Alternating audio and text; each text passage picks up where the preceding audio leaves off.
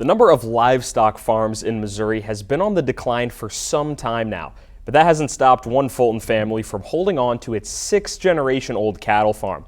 Back in December, I spent a morning on the farm with a grandfather-grandson duo who are withstanding the test of time.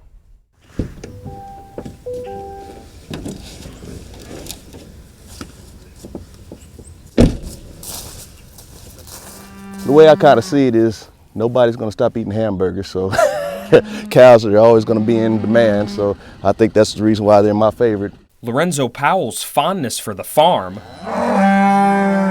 the cattle farm, has been around as long as he can remember. Ever since I was maybe 2 or 3 years old, when I was old enough to say cow, that's the only thing I was crazy about, wanting to be with my grandfather on the farm with the cows.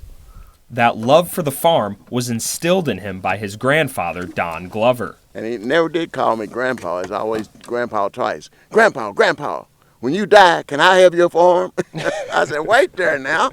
We ain't gonna have no murder here just to get the farm. The two of them still work on the farm together today, and while Don is in his 80s, he says the farm keeps him young. This is my pharmacy out here, what little work I do. What little exercise, I beats bad medicine for pains and arthritis and what have you. This is where I get my exercise for about an hour every day. Lorenzo and Don's cattle are impressive, but it may be their passion and strong dedication that has kept the farm from experiencing the same fate as so many others. According to an MU study, the number of cattle farms in Missouri has gone from a little over 70,000 in 1997 to under 45,000 by 2022. And according to a USDA study, the number of small family farms across the country has declined 8% since 2017. The American Farm Bureau Federation says, quote, increased regulations, rising supply costs, lack of available labor, and weather disasters have all squeezed farmers to the point that many of them find it impossible to remain economically sustainable. For Lorenzo, however, the farm has become more of a part-time gig as he has a full-time job in Columbia. But that doesn't take away from the pride he takes in the farm's survival. We've withstood the test of time as far as the Glover family is concerned, and we don't have any aspiration of going anywhere anytime soon.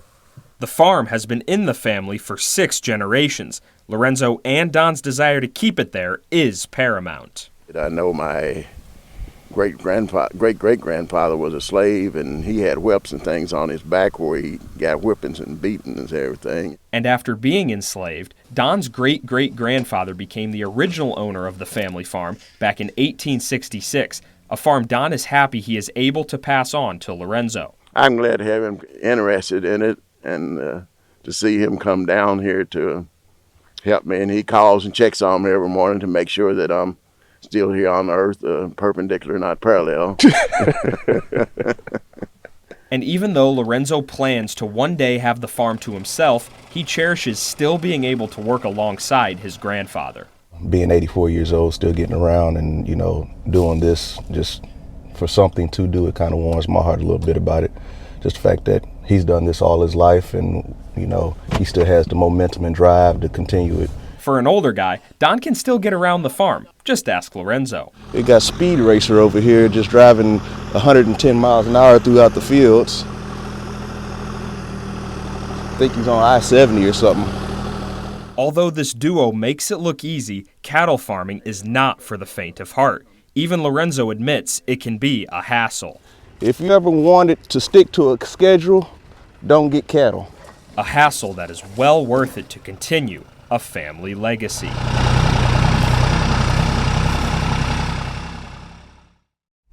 Lorenzo is just 32 years old and hopes to one day pass the family farm down to his own children.